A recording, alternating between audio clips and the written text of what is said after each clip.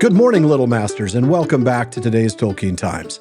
I'm the Man of the West, also from the Prancing Pony podcast, and let's get started with Week 28's Word Nerd Wednesday. Now, this whole series, I'm going to be taking a close look at words that are coming up during my Third Age Thursday readings, which in this case are from Cirion and Eorl in Unfinished Tales. Now, last week we talked about the fight that Gondor faced against the Wainriders, and at one point we read how news of the northern assault did not reach Ondahare until the morning of the 12th day of Cermie, by which time the enemy was already drawing near. And this week, or next, depending on how quickly we get through things, we'll read about the messengers Cirion sends north to Eorl, the lord of the Eotheod, and how the first pair of messengers left on the 10th day of Sulime, and how the host of Eorl set out on the 6th day of the month of Verese. Cermie, Sulime, and Verese, all these names mean something, but what do they mean? Well, for that, we're going to sort of stretch the meaning of Word Nerd Wednesday to do a quick overview of the King's Reckoning.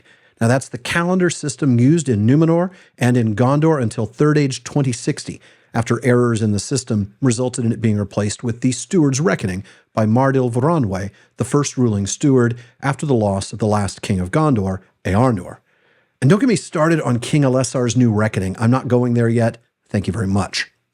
Now, the King's Reckoning calendar system divided the year into 12 months. 10 of the months had 30 days, 2 of the months had 31 days, and the remaining 3 days were outside of the months altogether, thus reaching 365 days. Now, before we get into leap years and such, let's look at the months and the out-of-month days themselves, which are all in Quenya. The first day of the year was not in a month. It was named Ystare, which simply means first day. The first month was Narvinje, roughly translated as New Sun. Its Sindarin name was Narwine. The second month was Nenime, meaning watery, and was Ninwi in Sindarin. The third month was Sulime, meaning windy or wind month, with the name Gwyron in Sindarin. The fourth month was Verese, or Gwyrith in Sindarin, which may mean new, young, or budding, according to David Sallow. Next up was the fifth month of Lotese, Lothron in Sindarin, meaning flower month. Now, all of those months had 30 days, so when we count the out-of-month day, we're at 151 days of the year when we reach the sixth month, and that's the first month with 31 days, Narie, which according to Sallow means sunny, and it's Norui in Sindarin.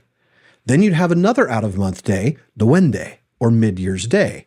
That is where the leap year stuff would get addressed. So every fourth year, like our leap years, Loende would be replaced by 2 Enderi, meaning middle days, before going into the seventh month, also with 31 days, known as Cermie or Kerveth, which could mean cutting. And then we move to 30-day months again with the eighth month known as Urume or Urui, meaning hot. Then there's Yevanye, which you won't be surprised to learn means fruit-giving. It's Ivanneth in Sindarin. Next up is Narquelië or Narbeleth, which means sun fading. And then Hissime or Hithwi, meaning misty. And finally, Ringere or Girithron, meaning cold or shivering month. And then there's the last out-of-month day known as Metere, meaning last day. Now, the Shire calendar was closely based on this, but with one notable exception.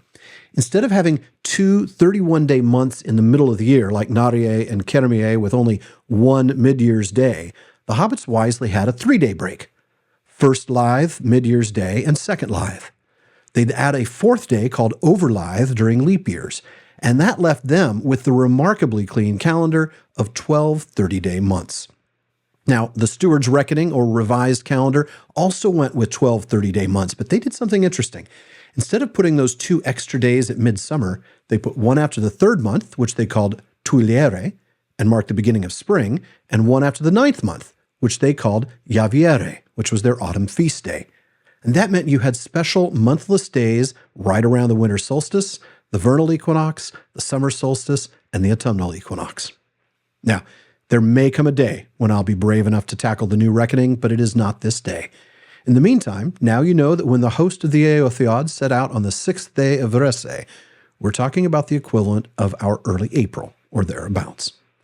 Folks, that is it, though, for today's Word Nerd Wednesday. Come back next time as we wander the wide, wild, wonderful world of words weekly on Wednesdays. And if there's a word you want to know more about, please let me know by emailing barnaman@theprancingponypodcast.com. Please visit patreon.com/TolkienTimes to learn how you can support the show, join my content council, get an ad-free feed, and get a bonus episode every single week. Join me again tomorrow on today's Tolkien Times for Third Age Thursday. If you're watching this on YouTube, please like, subscribe, turn on your notifications. Podcast, follow or subscribe on your apps. And everybody, please follow @Tolkien Times on social media. Finally, as Faramir says, go with the goodwill of all good men.